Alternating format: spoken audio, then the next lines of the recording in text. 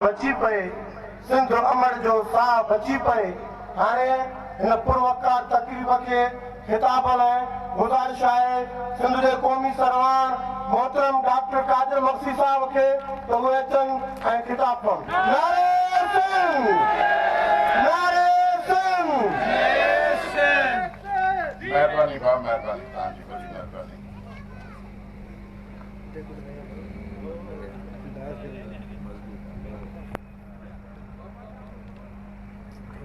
बिस्मिल्लाहिर्रहमानिर्रहीम।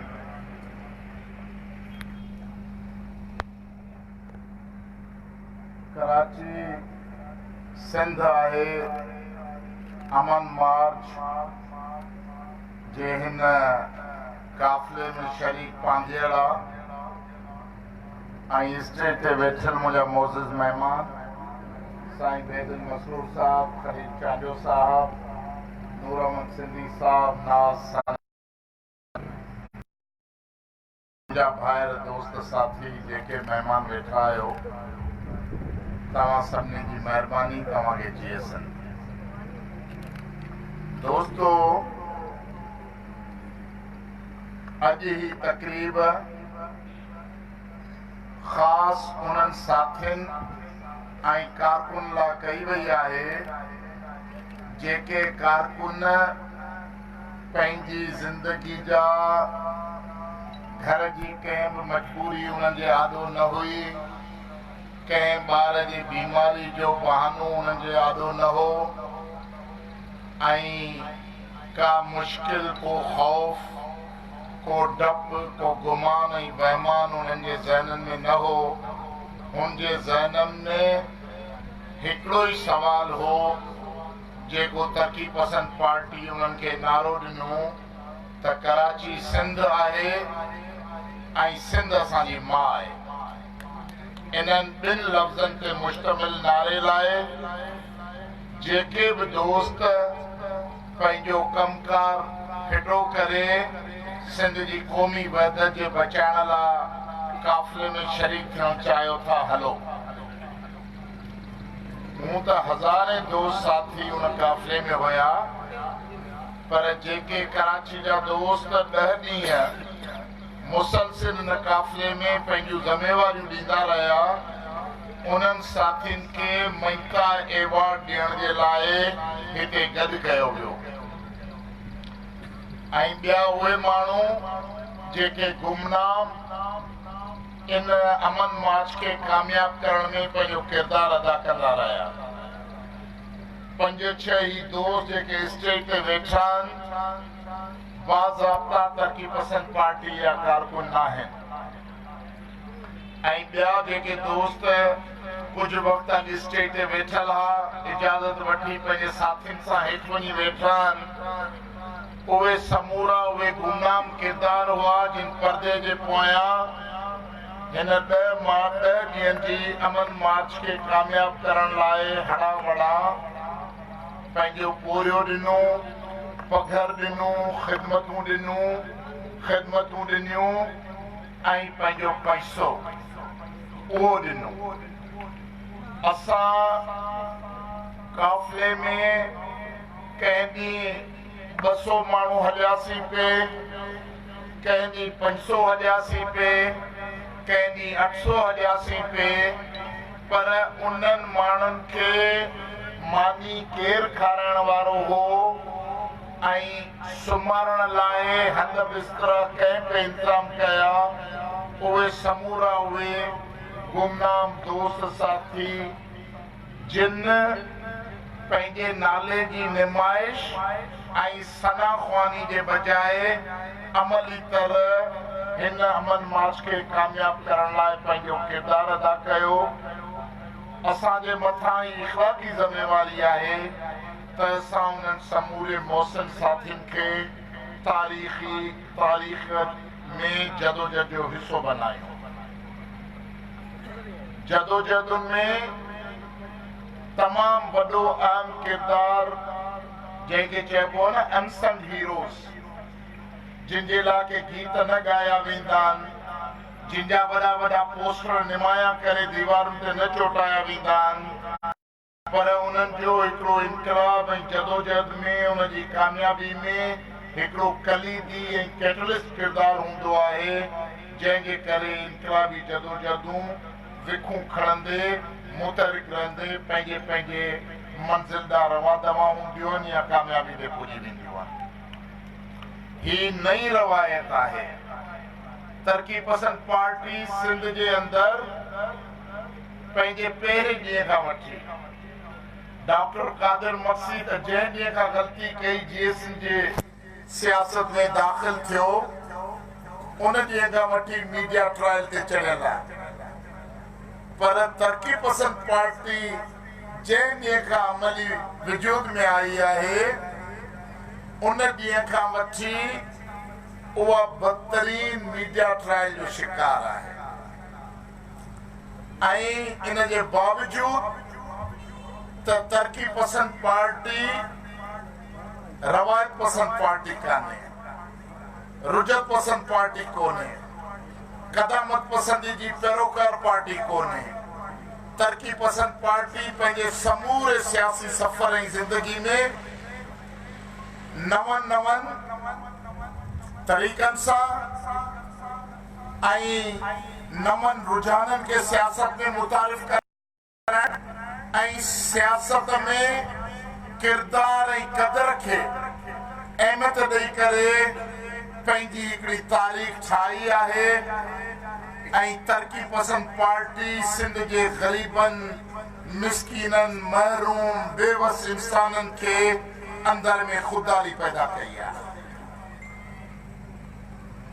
असांजो ग़रीब दोस्त साथी बि कंहिं जागीरदार पंहिंजे माउ ऐं पीउ जे पेरनि ते त हथु रखी सघंदो, पर कंहिं जागीरदार मीर ऐं मुल्ला जे पेरनि ते उन जे पेरनि ते हथु रखी उन जी ख़ुशनुदी ऐं ख़ुशामद न कंदो आहे।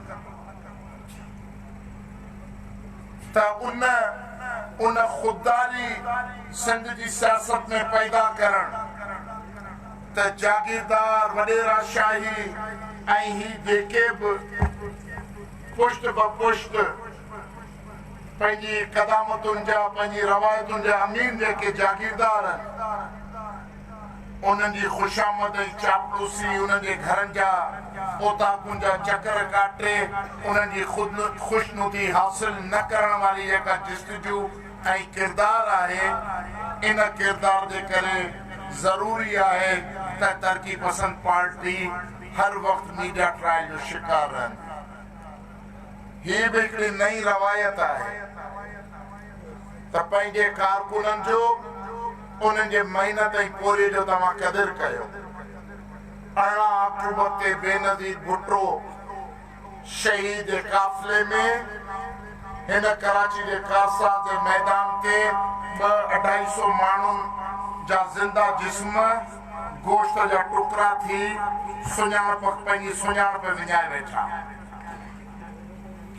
MRD जी मूवमेंट में सभई सिंध जा नौजवान पुट सीननि ते गोलियूं खाई ऐं फांसियूं अया समूह ऐं नासिर बलोच जहिड़ा सभई पुट फांसियूं खाई जनरल ज़िया जी जालियत जूं गोलियूं बर्दाश्त करे शहीद थी विया।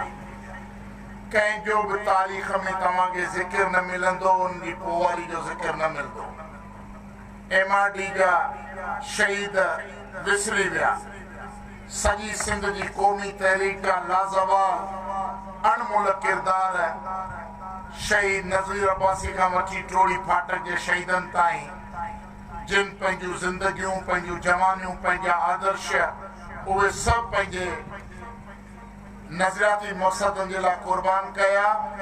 उन्हनि जे पोयनि जो छा थियो, उन्हनि जी तारीख़ छा आहे, उन्हनि जे क़बर ते केरु गुल चाढ़ण वञे थो या नथो वञे, पर तरक़ी पसंद पार्टी पंहिंजी उन्हनि नई रवायतुनि सां पंहिंजे शहीद साथियुनि सां गॾोगॾु पंहिंजे जीअरनि गाज़ियुनि जो क़दुरु करे थी।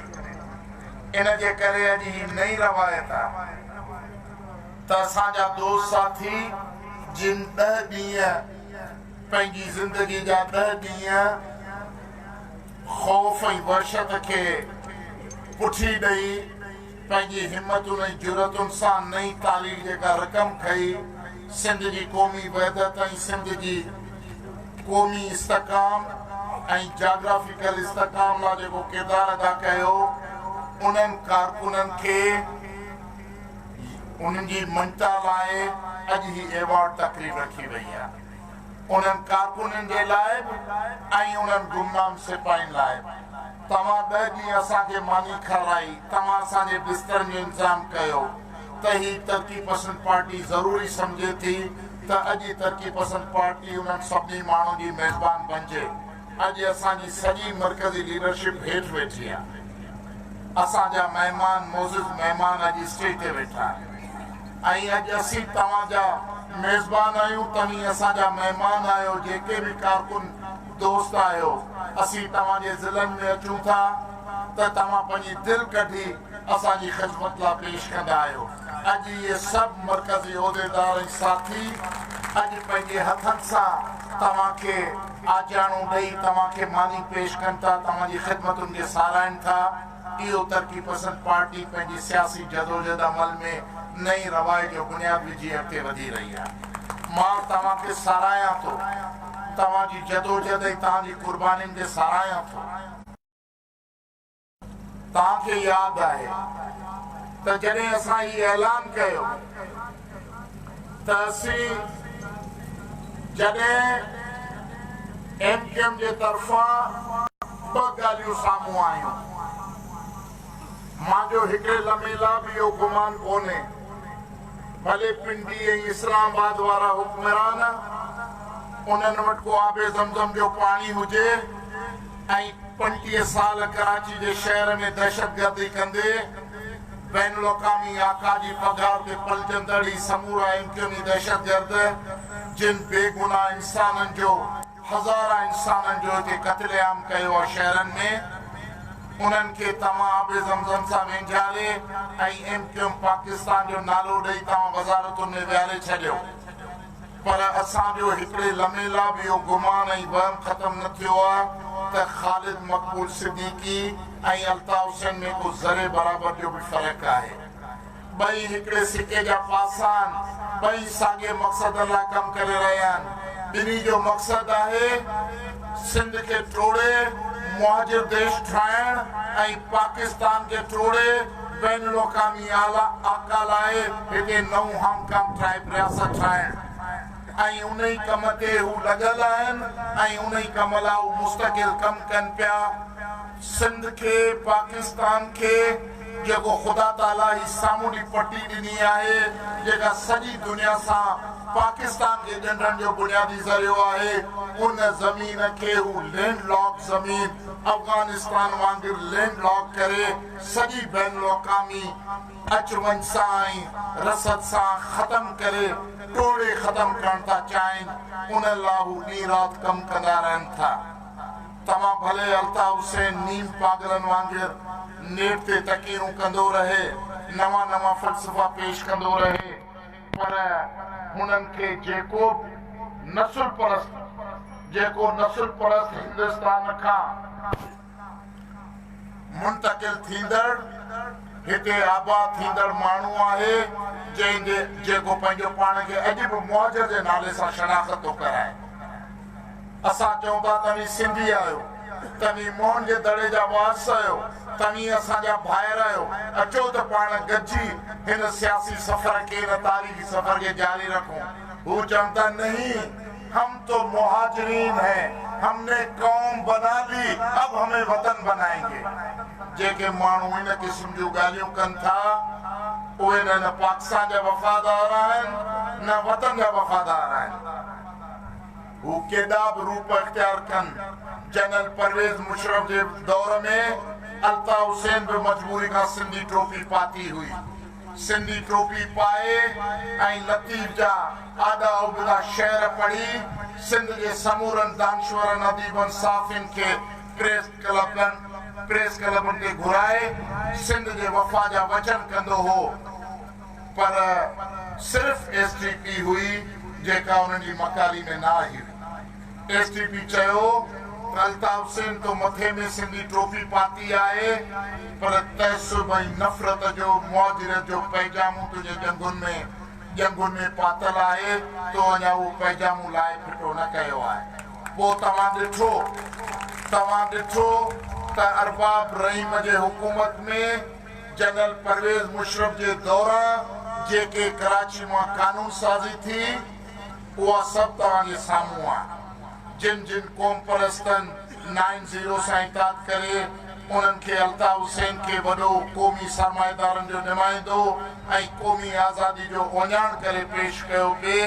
सिंध असेंबली बिल पास कयो त कराची यूनिवर्सिटी में बाजोड़ ऐं सवा जे माण्हू खे दाख़िला मिली सघे थी पर बदीन ऐं ठटे जे माण्हू खे दाख़िला न मिलंदी, कंदकोट ऐं कश्मीर वारे खे दाख़िला न मिलंदी। मल्टीनेशनल कंपनी कराची में जेका कम करे थी, तेल कंपनी आहे, ऑटोमोबाइल कंपनी आहे, गैस कंपनी आहे, जेका भी मल्टीनेशनल कंपनी आहे उहा जिनजो हेडक्वार्टर कराची में आहे, भले उहा तेल बदीन में कढंदी हुजे, टंडू मोहम्मद खान में कढंदी हुजे, सेवण या चुनको में कढंदी हुजे, उन मल्टीनेशनल कंपनी में नौकरी सिर्फ कराची जे डोमिसाइल वारे माण्हू खे मिलंदी। कराची जे डोमिसाइल वारे माण्हू खे मिलंदी, बहराड़ी जे कैंप डोमिसाइल वारे खे न मिलंदी। उन ई ज़माने में तव्हांजी ज़मीनुनि जी बंदर बांट थी।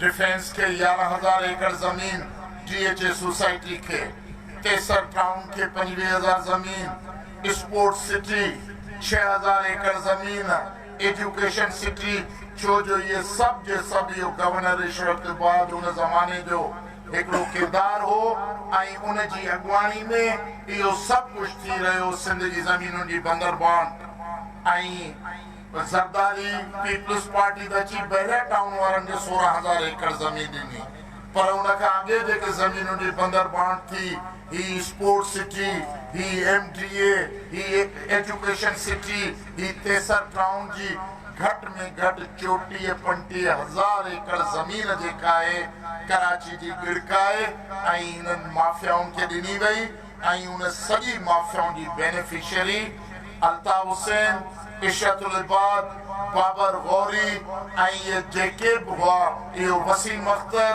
इहो मुस्तफ़ा कमाल, इहे उन ज़माने जा जेके बि करता धरता किरदार हुआ उहे सभु जो सभु उन जा बेनिफिशियरी हुआ ऐं अरबन डॉलरनि जे हिसाब सां सिंध जो नाणो उहो जेको सो ओॾे मुंतकिल थियो ऐं उहो इन जे करे मुंतकिल थियो त जीअं सिंध जी तक़सीम लाइ ऐं मुआजिर देश ठाहिण लाइ हू ॾींहुं राति कमु कंदा रहनि। मां ऑपरेशन इख़्तियारियुनि खां इहो पुछणु चाहियां थो त तव्हां MQM जे ख़िलाफ़ ऑपरेशन कयो, तव्हां केतिरा हथियार बरामद कया आहिनि? मुंहिंजो मोहतात अंदाज़ो आहे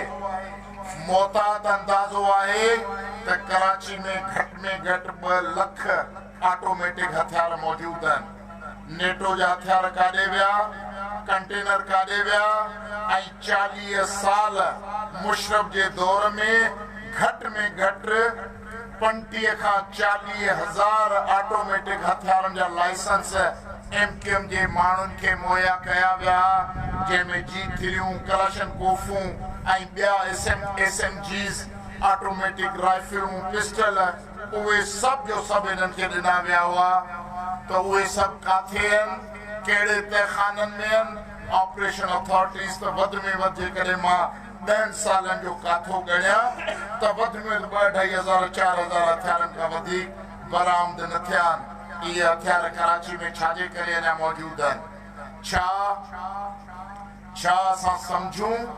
असां सम्झूं त सिर्फ़ क़िबले दुरुस्त करण लाइ उन्हनि खे नक में नथेली विझी वई आहे, बाक़ी अञा उन्हनि जो जेको मुल्की ऐं आलमी कमु अञा सौंपियल आहे उन ते अञा ताईं उन्हनि जी ड्यूटी लॻल आहे। असां ही अमन मार्च जो ऐलान कराची में 2 सबबनि जे करे कयो। हिकिड़ो त ख़ालिद मक़बूल सिद्दीकी पंहिंजे ऐलाननि में ऐं पंहिंजे बयान में चवंदो रहियो आहे त मतरूका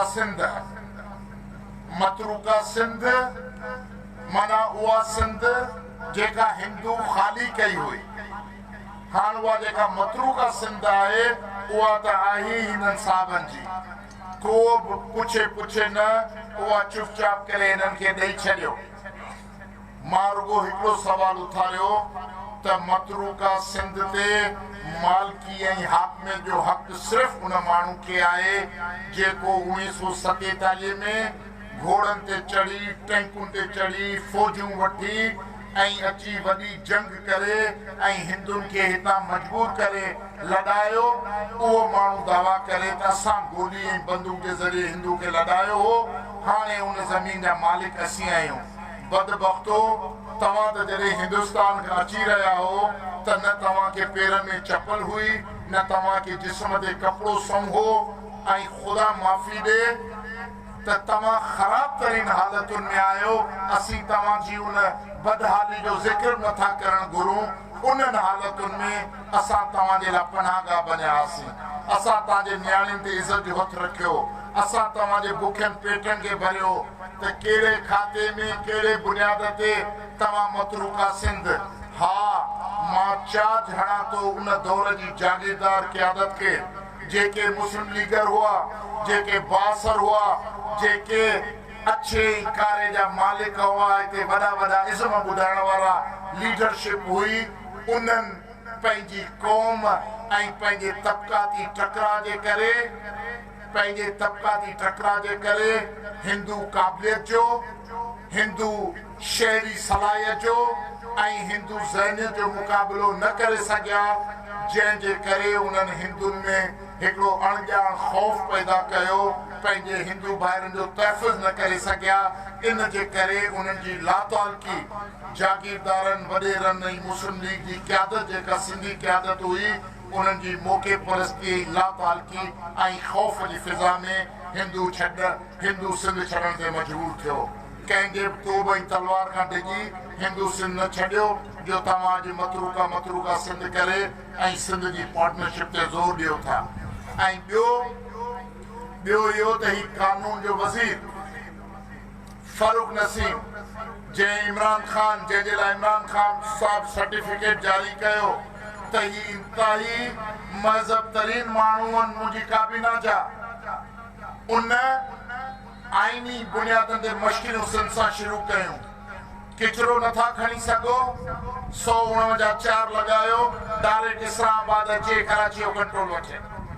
उहा नाकाम थी वई त वरी 249 खे अमेंड कयो त जीअं सिंध असेंबली जा इख्तियार ख़तम करे वफ़ा खे इख्तियार मुंतकिल कयो त इस्लामाबाद मां वही इंतज़ामी सूबनि जो चार्ट अचे ऐं वही जेको मादरे वतन आहिनि, तारीख़ी मादरे वतन, उहे तक़सीम थी वञनि।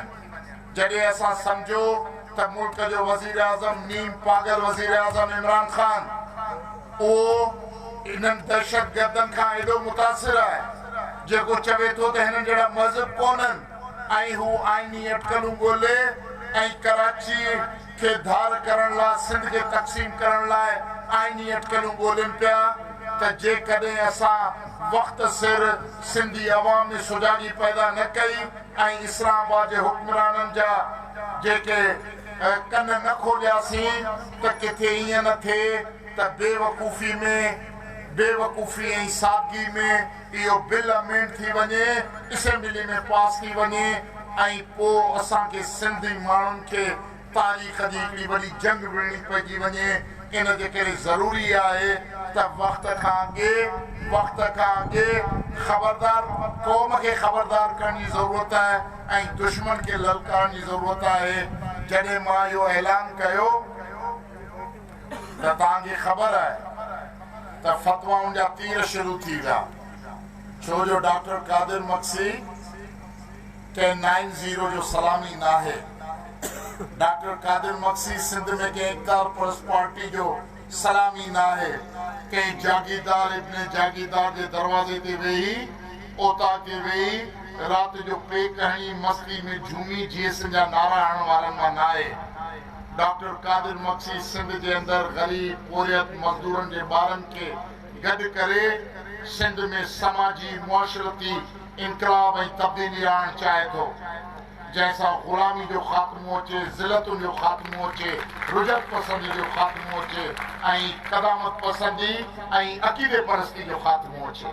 उन्हनि सभिनी मनफ़ी रुझाननि जे ख़ात्मे जे लाइ पहिरियों इंसान जो पंहिंजी ज़ात में बावकार हुजणु ऐं ख़ुददार हुजणु ज़रूरी आहे। तव्हां ख़ुददारी कयो, ॻाट ऊचो करे हलो, इन जो मक़सदु कोन्हे त तव्हां ॿिए खे धिका ॾेई गारियूं ॾियो, तव्हां कंहिंखे थुड़ा हणो, कंहिंजी तज़लील कयो। जॾहिं इंसान पंहिंजे अंदर में बावकार थींदो आहे त हू पाण सां गॾु हलंदड़नि जो बि ओतिरो ई वकार, ओतिरी इज़त ऐं अहमियत करणु ॼाणंदो आहे ऐं उन्हनि में उहो जज़्बो ऐं हौसलो पैदा करे सघंदो आहे। कादिर मक्सी STP तारीख़ में इहो कमु सर अंजाम ॾेई रही आहे। STP तारीख़ में इहो कमु सर अंजाम ॾेई रही आहे। असांखे कंहिं फतवा जी ज़रूरत कोन्हे। असां सिंध बचाइण लाइ हिकिड़ी ॻाल्हि कईसीं, फतवाऊं जारी थी वयूं। कादिर मक्सी इस्लामाबाद सां कादिर मक्सी जी नई पघार मुक़ररु थी वई आहे। हाणे वञे पियो कराची में सिंधी मुहाजिर झेड़ा कराइण। कादिर मक्सी सिंधी मुहाजिर झेड़ा करे पंजाबी ऐं सिंधी तज़ाद, जेको पंजाबी साम्राज्य ऐं सिंधी तज़ाद खे कमज़ोर करे ऐं नस्ली तज़ाद पैदा कराइण लाइ पियो वञे। ऐं अलाह जे छा छा क़िस्म जूं फतवाऊं जारी थियूं। मां चयो इन्हनि जो हिकिड़ो ई जवाबु आहे, हिकिड़ो ई जवाबु आहे त जॾहिं डॉक्टर कादिर मक्सी पंहिंजे बाग़ैरत साथियुनि सां कराची जे घटियुनि में दाख़िल थींदो ऐं इहो बि चयो वियो त किथे ईअं त कोन्हे कारकुननि खे माराए पंहिंजो पाण जो कद वधाइण शुरू थो कयो वञे। मूं चयो ही अमन मार्च आहे, कराची सिंध अमन मार्च। ऐं कराची सिंध अमन मार्च कंहिं उज़ैर बलोच जे अॾे खां शुरू न पई थिए जो असांखे ख़ौफ़ हुजे त के निकाह पोश अची गोलियूं हणी ऐं राइला ग़ज़ाला बतूल सिद्दीकी जहिड़ियूं बहादुर न्याणियुनि खे रोड ते क़तल कंदा। ही मार्च सिंध जे ॻोठनि खां शुरू थिए थी, जंहिंजी शुरूआत गगर फाटक कराची ऐं ठटे जे बॉर्डर खां, गगर फाटक खां सिंधी टोपी पटके अजरक वारनि जी अमानतदारी खां शुरू थींदी ऐं पोइ जॾहिं इहे 10 ॾींहं मार्च जा पूरा करे ऐं जॾहिं हिकिड़ी गोली बि कान हलंदी, कंहिंखे थप्पड़ बि कान लॻंदी, कंहिंजो गाॾो बि ऊंधो कोन थींदो, इहो ई मुंहिंजो अमल उन्हनि सभिनी उफ़ासाज़नि लाइ हतमी जवाबु हूंदो ऐं पंहिंजे शर्म में ॿुड़ी मरंदा। पर मूंखे ख़बर आहे त शर्म बरम जी ते रवायत कोन्हे, न शर्म जी रवायत आहे न हक़ीक़त पसंदी जो को रस्तो आहे, छो जो हिकिड़ा माण्हू कम ई इन सां लॻल आहिनि। छा बि थी पवे डॉक्टर कादिर मक्सी जी तहरीक अॼु पाण वेठा आहियूं। आहे को मीडिया जो माण्हू, को सिंध टीवी, को मैरान टीवी, को आवाज़ टीवी, को बी टीवी, को जियो, को जंग, को फलानी आहे को? ये पंजा पाण में उठा कचहरी करियूं। इहा आहे जी धरती वारो आया था, तोखे मुबारक हुजे, शाबाश गुगिया साहब, भली करे जी करे। इन करे शायद मुझे बात में तुझे नालो को निकतो हो तो वेब टीवी है ना साही, ये अकबर गबोर जी वेब टीवी है। मेहरबानी तुझी मेहरबानी भा। त हाणे 10 सालनि खां वठी आउं नाकाबंदी करियां पियो, 10 सालनि खां वठी 2008 खां वठी आउं अदा मेहरबानी करे चुरपुर छॾे ॾियो, जेको जिथे वेहण ॾियो। 10 सालनि खां वठी आउं इन प्रिंट मीडिया ऐं इलेक्ट्रॉनिक मीडिया जी नाकाबंदी खे फेस करियां पियो। जेको माण्हू कराची में रहे थो, जॾहिं टीवी ते ख़बर कोन्हे, उहो सम्झंदा कादिर मक्सी सियासत ख़तम थी वई।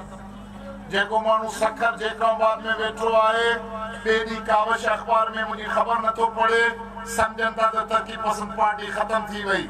कंहिं चयो कादिर मक्सी अमेरिका लॾे वियो सिंध खपाए, कंहिं चयो शहीदनि जो रत खपाए काॾे हलियो वियो, छा जी सिंध, छा जो इनकलाब, छा जो इज़त, आज को ख़ुशहाली।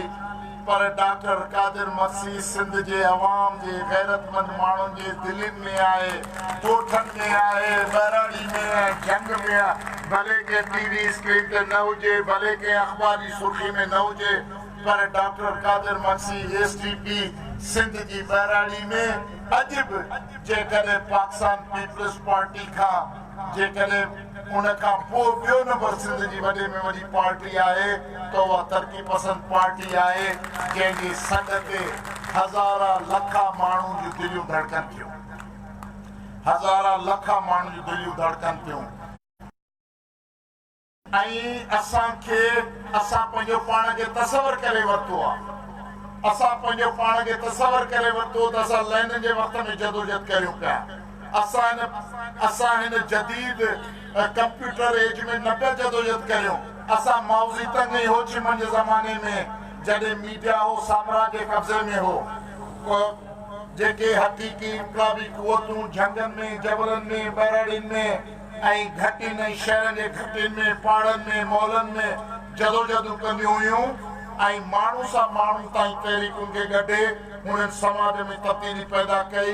इंशाअल्लाह यकीन रखो त पाण समूरा गैर करे पुट गॾिजी करे जिन जो यकीन आहे, जिन जो ईमान आहे त सिंध असांजी मां आहे। तव्हांजो ईमान आहे या न आहे ईमान? जंहिंजो ईमान आहे त सिंध असांजी मां आहे ऐं जिन जो ईमान आहे त सिंध ते कंहिं जागीरदार भोतार कंहिं गद्दार वॾेरे जे बजाए सिंध जे हारी मज़दूर मोची राज़े वांडे लोअर हजम जे पढ़ियल गढ़ियल गैरतमंद पुट जो हुक्मरानी करण जो हक़ आहे। तव्हांजो ईमान आहे या न आहे ईमान? आहे। हर पढ़ियल गढ़ियल बाशऊर सम्झ वारे माण्हू जो इहो हक़ आहे त जागीरदार पंहिंजो सियासी सॼो जो सॼो किरदार उहो विञाए चुका, वेसा विञाए चुका। हा, डंडे जे ज़ोर ते, एस्टेब्लिशमेंट जी ताक़त सां, पैसे जे ज़ोर ते, क़बाइली ताक़त ते तव्हां इलेक्शनूं ज़रूरु खटियो था, तव्हां क़ौम जा चूंडियल नुमाइंदा बणिजी वञो था, इन खां असां इनकारी न आहियूं। पर हिकु ॾींहुं इहो ख़ौफ़ जेको अॼु चंद हज़ार माण्हुनि जे ज़हननि मां निकितो आहे, सुभाणे लखनि माण्हुनि जे ज़हननि मां निकितो। पूरा परीहं करोड़ माण्हू जॾहिं तव्हांजे हिन ख़ौफ़ ॾमर ॾाढ खां आज़ादु थींदा, तॾहिं हिन वोट जी इलेक्शन में बि इंशाअल्लाह तव्हां ज़मीन दोस्त थींदो ऐं सिंध में गैरतुनि जो इनक़लाब ईंदो, इज़त आजके ख़ुशहाली जो इनक़लाब ईंदो। त जॾहिं आऊं निकितसि पे, असां निकितासीं पे, उन तूफ़ान में निकितासीं ऐं मां अॻुवाण जी हैसियत में मुंहिंजी ज़िमेवारी हुई त जिन भेनरुनि ऐं माइरुनि मूंखे जिन पंहिंजा पुट, नौजवान पुट, 20 सालनि जा नौजवान बि हुआ, 50 60 सालनि जा बुज़ुर्ग बि हुआ, ॿार ऐं औरतूं आयूं। असां मोटाए छॾिया हैदराबाद मां। असां चयो अञा नियाणियुनि खे अॻे माज़ ते विहण जी ज़रूरत कोन्हे, असां उन्हनि खे मोटायो। त मुंहिंजी ज़िमेवारी हुई त मां पंहिंजी माइरुनि भेनरुनि जूं उमेदूं, आसूं ऐं उन्हनि जो मुस्तक़बिल खणी, उन्हनि जा बचड़ा खणी वञा पियो ऐं ख़ुदा खां मूं सुवाल कयो, या अल्लाह मूंखे हिन इम्तिहान में कामयाब कजांइ। किथे अदा ताड़ियूं खे छॾियो, गैर ज़रूरी ताड़ियूं मूंखे न वॼंदियूं आहिनि। ध्यान सां ॿुधो ॻाल्हियूं त आउं चवणु छा थो चाहियां। मूंखे इन इम्तिहान में साबित करिणो, किथे ईअं न थिए का छिड़वागी थिए ऐं मूंखे क़ौम जे आॾो शर्मिंदा थियणो पवे ऐं ही जेका प्रोपेगेंडा ब्रिगेड जेका वेठी आहे, किथे उन्हनि खे हो जमालो ते झूमर हणणी न पवे त ॾिठो कादिर मक़सद छा थियो। असांजे इन सॼे मरहले में ही हज़ारा बिरादरी जा माण्हू वेठा आहिनि, राज मोहम्मद ऐं उन्हनि सां गॾु। असांजे इन काफ़िले खे रुगो सिंध जे माण्हुनि, सिंधी ॻाल्हाइण वारनि इस्तक़बाल कोन कयो, पश्तो ॻाल्हाइण वारनि असांजो इस्तक़बाल कयो। उर्दू ॻाल्हाइण वारो ई हसन मक्सी वेठो आहे हिते, जंहिंखे अवॉर्ड मिलियो आहे वेठो आहे।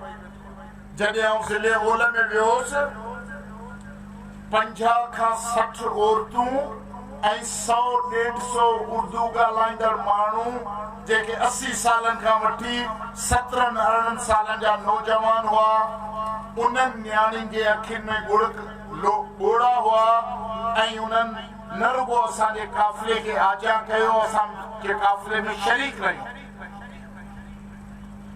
बलोच हुआ, बलोची ॻाल्हाईंदड़ बलोच, हूअं त समूरा सिंधी असां सभु बलोच आहियूं, पर बलोची ॻाल्हाईंदड़ बलोच लियारी जे अंदरि, मलीर जे अंदरि, जिथे जिथे बलोच आबादियूं हुयूं, असांजा मेज़बान हुआ, जिन महिमाननि लाइ हंध बिस्तरनि जो इंतज़ाम कयो। त इहा असांजी तहरीक बिला तफ़रीक, रंग, नस्ल ऐं मज़हब जे, न शिया, न सुन्नी, न हिंदू, हिन असांजे सॼे काफ़िले खे हो ॾियारी जो फंक्शन हो, दीवान हिंदू, घटि में घटि 5000 माण्हू, उन्हनि जूं औरतूं ऐं मर्द वेठा हुते, जेका मूं स्पीच कई उहा वायरल बि थी। त हू ॾियारी जे फंक्शन में असांजे काफ़िले खे ज़ोरी वठी विया त साईं हलो तव्हां असांजी कम्यूनिटी सां मुखातिब थियो ऐं मिलो। त इन तरीक़े सां अहसास हुआ। ऐं हिकु ॾींहुं असांखे ही जॾहिं असां लियाकत आबाद, नाज़िम आबाद ऐं न्यू कराची जो रस्तो वठी असां बलोच ॻोठ वञूं पिया, मंगे पीर वारे पासे, असांजो सिज लही वियो, ऊंदहि थी वई। ही शाबाश मुजाहिदी ज़ाहिद विस्तरो वेठो आहे। दोस्तो, नाराज़ न थिजो त मां कंहिं दोस्त जो नालो थो खणा पांधीअड़ जो। ज़ाहिद विस्तरो इन लियाकत आबाद, अज़ीज़ आबाद, नाज़िम आबाद ऐं फेडरल बी एरिया में जंहिं जोश सां कराची सिंध आहे, कराची सिंध आहे जा जंहिं जोश सां नारा हया, ख़ुदा जी कसम मां ईमान सां चवां थो त मुंहिंजी दिलि में विसविसा, ख़ौफ़ ऐं लर्ज़िश हुई त किथे को वाक़ियो न थिए, पर मूंखे हिन दोस्त ते फ़ख्रु थियो पिए, पंहिंजे सभिनी दोस्तनि ते फ़ख्रु थियो पिए त केॾी बेडपाई बहादुरी सां कराची सिंध जा नारा हणी ऐं लियाकत आबाद ऐं अज़ीज़ आबाद जी घटियुनि में बहादुरी, हिमत जा नवां कारनामा सर अंजाम ॾिना कई रहिया आहिनि। मूंखे उन ॾींहुं हिननि दोस्तनि ते फ़ख्रु महसूसु त मुंहिंजा दोस्तो साथियो, ही हिकिड़ो संजीदा सियासी अमल हो। असां मूं ते केॾा बि इल्ज़ाम ॾियो, केॾा बि इल्ज़ाम ॾियो, मूंखे इल्ज़ामनि जी परवाह न आहे। असीं त गुनाहगार आहियूं, नबीन ते बि इल्ज़ाम ईंदा। नेल्सन मंडेला ते कोन आया, यासिर अरफात ते न आया, होचीमन ते न आया, गांधी ते न आया, दुनिया जो लेनिन ते न आया। दुनिया जो कहिड़ो इनकलाबी आहे? माउज़ी तन ग़रीब खे त संदसि पार्टी मां मोतिल करे कढी छॾियो, पार्टी वारनि कढी छॾियो। दुनिया जा सभु इनकलाबी जेके हूंदा आहिनि, उन्हनि ते इल्ज़ाम ईंदा आहिनि। इल्ज़ाम ऐं सारा इहे गॾु गॾु हलंदा आहिनि। हिकिड़ा माण्हू तव्हां सां मोहबतूं कंदा आहिनि, तव्हांजो जानू निशावर कंदा आहिनि, ॿिया तव्हां ते संगबारी कंदा आहिनि, इल्ज़ाम हलंदा आहिनि त तव्हां एजेंट आहियो, तव्हां गद्दार आहियो, तव्हां क़ौम खे गुमराह पिया कयो, तव्हां मारायो पिया। कहिड़ो फ़र्क़ु पियो पवे? त इन खां घबराइण जी ज़रूरत न हूंदी आहे। त के बि तव्हां इल्ज़ाम हणंदा रहो, पर तरक़ी पंहिंजे सियासी अमल में इंतहाई संजीदा ऐं ज़िम्मेवार सियासी पार्टी आहे। असां ही त हिकिड़ो अमल हो, पॉलिटिकल अमल हो। वियासीं, पंधु कयोसीं। 96 जो ज़मानो, 96 जो, जॾहिं एमक्यूएम जो उरूज हो। कराची में अब्दुल्ला शाह वज़ीर आला, उनजो भाउ क़तल थी वियो। उनजे जवाब में अल्ताफ हुसैन जो भाउ क़तल थियो। कराची में रोज़ 10, 15, 20 पोरी बंद लाश उछलिया वेंदा रोडनि ते, सिंधियुनि खे अगवा करे, कुही टुकड़ा टुकड़ा करे बोरिया बंद लाश उछलिया वेंदा। ख़ौफ़ जो समा हो। उन वक़्त असां कराची में अमन मार्च कयो पूरो हफ़्तो। जॾहिं आउं कराची प्रेस क्लब में पहुतसि त ईअं साफ़ी बूं बूं बूं बूं करे मां ते चढ़ी विया। अब्दुल्ला शाह के कहने पे आए हो, पीपल्स पार्टी के कहने पे आए हो, ये है वो है फलाना अला जी छा जो छा, पर उन्हनि ॾींहनि में बि असां जो ज़ोर इहो हो त उर्दू ॻाल्हाईंदड़ जेका बि आबादी आहे उहा इम्किन जे ख़ौफ़ खां निकिरे ऐं ही जेको आहे ॿोरी बंदि लाश उछिण जो सिलसिलो इहो कराची में बंदि थिए। बाबा भिट वियासीं, हाथसबे वियासीं, मनोड़े वियासीं, कोरंगी वियासीं। कोरंगी उन वक़्त में ईअं हलंदो हो जो एमक्यूएम अज़ीज़ाबाद वारा हक़ीक़ी जे डप खां कोरंगी न वञी सघंदा।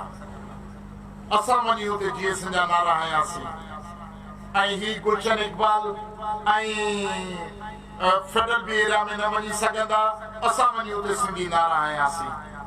अल्लाह ताला असांखे उन में कामयाब कयो। असांजी उन अमन मार्च खां पोइ कराची जे अंदरि ॿोरी बंदि लाश अचणु बंदि थिया।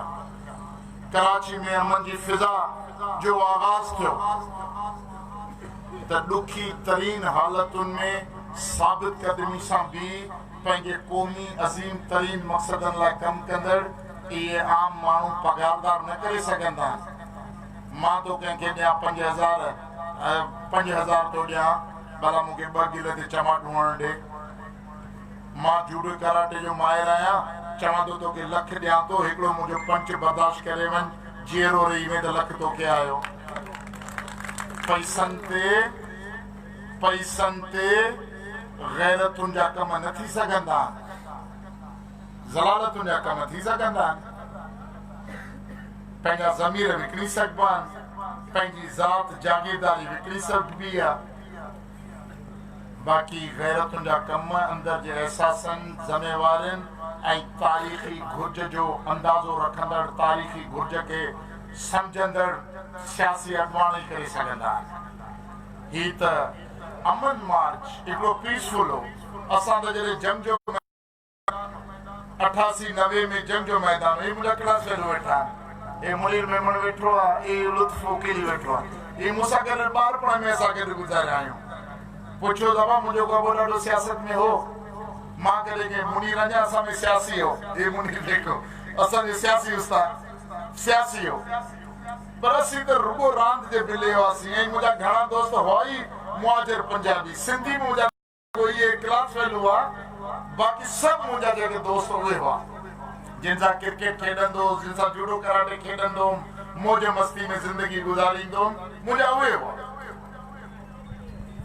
त उन वक़्त में असां ज़िंदगी कीअं गुज़ारी? हा, असीं पोरियतनि जा पुट आहियूं, मूं कॾहिं बि इन खां इनकार न कयो। हा, मुंहिंजो पीउ पोरियत आहे, मुंहिंजी माउ हरियाणी आहे, पर मां कॾहिं कंहिंखां पिनी ईअं मानी कोन खाधी आहे।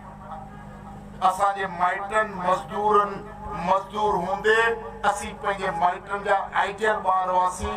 असांखे शहज़ादनि वांगुरु पालियो आहे, शहज़ादनि वांगुरु पालियो आहे ऐं असांजी पूरी किरदार साज़ी कई आहे, किरदार साज़ी कई आहे। जो असां जॾहिं जंग जे मैदान में बि कंहिं उते असां पंहिंजी न्याणी जा उघाड़ा लाश ॾिठा हैदराबाद में, जेके जामशोर हैदराबाद में रहंदड़ माण्हू आहे, न्याणी जा उघाड़ा लाश छा ॾिठा हैदराबाद जे घटियुनि में। पर जॾहिं असां मज़ामत लाइ पंहिंजे दफ़ा लाइ वियासीं त असां कंहिं बि उर्दू ॻाल्हाईंदड़ मुहाजिर औरत जे मथे तां रोब कोन लाथो, कंहिं न्याणी खे ॿाह खां झले बेइज़त बि कोन कयो। असां सिर्फ़ु पंहिंजे मक़सदनि सां, पंहिंजे दफ़ा सां मक़सद रखी पंहिंजे पाड़नि, गलियुनि, घरनि, पाड़नि, न्याणियुनि जी इज़तुनि जी हिफ़ाज़त जो कमु सरअंजाम ॾिनो। जॾहिं उन जंग में असां पंहिंजो होश ख़ता करे का बदइख़लाक़ी कोन कई त आम ॾींहं में कीअं थी सघे? मुंहिंजा भाउ, तव्हां सॼी उमिरि जा समूरा इल्ज़ाम असां ते मड़े छॾियो। असांखे परवाह न आहे, छो जो असीं सम्झूं था त सच, सुकरात जहिड़ो फिलासफर सच जो साथ ॾियण लाइ ज़हर जो प्यालो पी सघे थो। डॉक्टर कादिर मक्सी भला 5-10 जेके इल्ज़ाम खणी वञे, बड़ी ख़ैर आहे। मूंखे ख़ुशी थी, रहमतुल्लाह मान्योटी इहो हिकिड़ो मिड़ी मुजाहिद थींदो आहे। खलील चांडो कॾहिं कॾहिं हिमत कंदो आहे, साईं नूर अहमद सिंधी नाज़ वारा इहे बि हिमत कंदा आहिनि कॾहिं कॾहिं। त नूर खलील मान्योटी साहब लिखियो त ही जेके भी लिखन था कादिर मक्सी के गालियों या ॿियो कुछ उन्हनि खे इहा पक त कादिर मक्सी जी गोली जेका आहे सिंधी मां जी वो कुख खाली कोन कंदी छो जो 86 में शहीद कमाल जे कातिल खे कादिर मक्सी बख़्श करे छॾियो त हिननि कंजरनि खे गोली हणी कादिर मक्सी छा कंदो त यानी के जे मंगाणी जॾहिं पाण कराची अमन मार्च पिया करियूं चई त मां छा कादिर मक्सी लाइ राइट अप रखियो ऐं आऊं फोन ॿुधी चरी थी वई आहियां एतिरा मूंखे फोन आया जो चवंदा अदी तूं बि ईअं अदी तो बि इहो लिखी छॾियो अदी तो बि तूं कादिर मक्सी जी हामी थी माना को माण्हू कादिर मक्सी लाइ रुगो 2 लफ़्ज़ लिखे को कॉम्प्लीमेंट लिखे को उनजी पार्टी जे लाइ को 2 लफ़्ज़ हिमायत मां लिखे त 50-100 खुदाई ख़िदमतगार पर्दे जे पोयां फोन करे उन्हनि खे डीमोरलाइज़ करण जी कोशिश कंदा आहिनि त तव्हां कादिर मक्सी जे लाइ लिखी तमामु वॾो तारीख़ में ॾोह करे छॾियो आहे बता लिखो कादिर मक्सी जे लाइ कादिर मक्सी हेड़ो कादिर मक्सी तेड़ो कादिर मक्सी छा कादिर मक्सी त इन तरह सां इन समूरी नाकाबंदी खां पोइ बि तरक़ी पसंद पार्टी सभिनी खां अॻिपरे हुजे इहो सिर्फ़ इन जे करे थियो आहे त तरक़ी पसंद पार्टी जी क़यादत पागल न आहे तरक़ी पसंद पार्टी जी क़यादत गद्दार न आहे तरक़ी पसंद पार्टी जी क़यादत बुज़दिल ऐं ॻेझू ऐं भाड़ी न आहे तरक़ी पसंद पार्टी जी क़यादत कंहिंजी एजेंट ऐं कंहिं वटि विकाणल कोन्हे तरक़ी पसंद पार्टी वटि सिर्फ़ ऐं सिर्फ़ वतन मुक़दम आहे जेके चऊं था न सिंध असांजी मां आहे असांजूं दोस्तूं दुश्मनियूं सिंध जे दायरे में आहिनि त सिंध जे करे मां आहे जेको सिंध जो दुश्मन आहे उहो पंहिंजो छा हूंदो ॾाढा नथा ॿुधायो छो एॾो त सी कोन्हे जेको सिंध जो दुश्मन आहे उहो छा आहे पंहिंजो यार अफ़सोस हेतिरो आवाज़ घणनि जो अचे त ही रोड ते नज़र ईअं सिंध जो दुश्मन पंहिंजो दुश्मन छा सिंध जो दुश्मन ऐं सिंध जो दोस्त पंहिंजो दोस्त असांजो दोस्ती दुश्मनी जो तनाज़ुर सिंध आहे ऐं उन खां पोइ सिंध जो महिनत कश तबिको आहे जंहिंजी हाकमियत लाइ जंहिंजी हक़ीक़ी हाकमियत लाइ हुक्मरानी लाइ पाण कमु करियूं था ऐं उन खां अलावा ॿियो कुझु कोन्हे त मुंहिंजा भाइरो दोस्तो पाण खे इन अज़म खे अॻिते वधाए पंहिंजी कामयाबी में अॻिते वधिणो आहे हाणे तव्हां अॼु नओं तमाशो ॾिठो आहे अल्ताफ़ हुसैन जो सिंध महादेश ऐं माण्हू बाबा पिया कया नदा बाबा मुबारक थो अल्ताफ़ हुसैन सिंधु देशी थी वियो अब जे मां चवां थो सिंध देश सिंध तारीख़ में सिंध हज़ारनि सालनि खां सिंध जे सिंध देश में को ऐब आहे छा था चओ लॻे थो तव्हांखे ऐब लॻे थो हा छा था चओ सिंध त तारीख़ी नालो आहे न जॾहिं चइजे सिंध मां आहे हा सिंध देश जॾहिं पाण चऊं था सिंध देश त सिंध आहे न भला उनखे नई नवनि नारनि नवनि तशबीह खे खाए अॼु माना मुहाजिरनि जी हिसेदारी सिंध मुहाजिर देश ऐं वरी 6 महीननि खां पोइ नओं नालो ॿुधंदासीं सिंध महापश्चिम देश पोइ छा थींदो कंहिंमें तव्हां वतन तक़सीम कंदव पश्तूननि में कंदव पंजाबी में कंदव पोइ बरोच चवंदा पोइ बंगाली चवंदा पोइ ही चवंदा पंहिंजी मादरे वतन सिंध खे तव्हां केतिरनि नस्ली लसानी टोलनि ऐं फ़िरकनि में विराईंदव इन करे मुंहिंजा भाउ मुंहिंजे अबे ॾाॾे जो वतन सिंध हो मुंहिंजो बि वतन सिंध आहे मां पंहिंजी ईंदड़ नस्लनि खे महफ़ूज़ सिंध मुंतकिल करणु चाहियां थो तव्हां हिन सां सहमत आहियो या न आहियो कहिड़ा हथ थोरनि माण्हुनि जो खयल आहे कहिड़ा ठीकु आहे त सिंध असांजी मां आहे ऐं पंहिंजे ईंदड़ नस्लनि जे ऐं इन में असांजो को बि शर्म न आहे, असांखे को बि शर्म न आहे त असीं चऊं था असीं पाकिस्तान खे हिकिड़ो जमहूरी मुल्क ठाहियूं। असीं पाकिस्तान खे हिकिड़ो जमहूरी मुल्क ठाहियूं। पाकिस्तान में जेके भी 70 सालनि में सियासी तजर्बा कया विया आहिनि मुकम्मल तौर ते नाकाम हैं।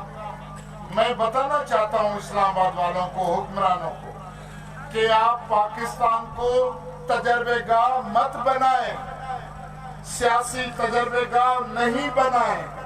आपने बहुत तजर्बे कर लिए, मार्शलों के तजर्बे किए, अयूबी मार्शल्लाह, यही मार्शल्लाह, जिया मार्शल्लाह, मुशरफ मार्शल्लाह। नतीजा क्या निकला?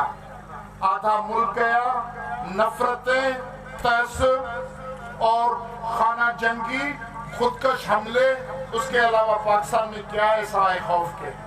आज आपकी मैशियत लड़खड़ा रही है। आज आपको खतरा है कि पता नहीं कहां से हमला होगा, वाशिंगटन से होगा, दिल्ली से होगा, काबिल से होगा। कल जो आपके दोस्त थे आज आपने सबको दुश्मन बना लिया। न आपका मशरक की सरहद महफूज है, न मगरबी सरहद महफूज है।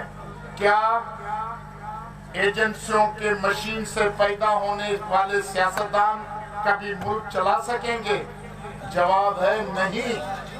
बदतरीन आपका इमरान खान का तजर्बा आपके लिए बदतरीन साबित हुआ है और सारे इदारों को आपने तमाशा बना रखा है। आज अदालत का तमाशा सरेआम हो रहा है, आज पार्लियामेंट का तमाशा सरेआम हो रहा है। इंसानिया तो वैसे ही नाकाम और नाल हो गई। एक दफा इदारा जिसको आप मुकद्दस गांव बनाकर, मुकद्दस गाय बनाकर आप पेश करते थे, आज उसी की अंदरूनी खाना तजादात वो खुल के गली कोचे में बहस हो रहे हैं। तो आप किसकी खिदमत कर रहे हैं मेरे भाई? आपको अवाम की तरफ लौट आना पड़ेगा, आपको पाकिस्तान की बुनियादों की तरफ लौट आना पड़ेगा। पाकिस्तान कौमों ने बनाया था, पाकिस्तान कोई हवा में बनी हुई कोई मखलूक नहीं। पाकिस्तान 4 कौमों के मादरे वतन पे बनाया हुआ एक मुल्क है।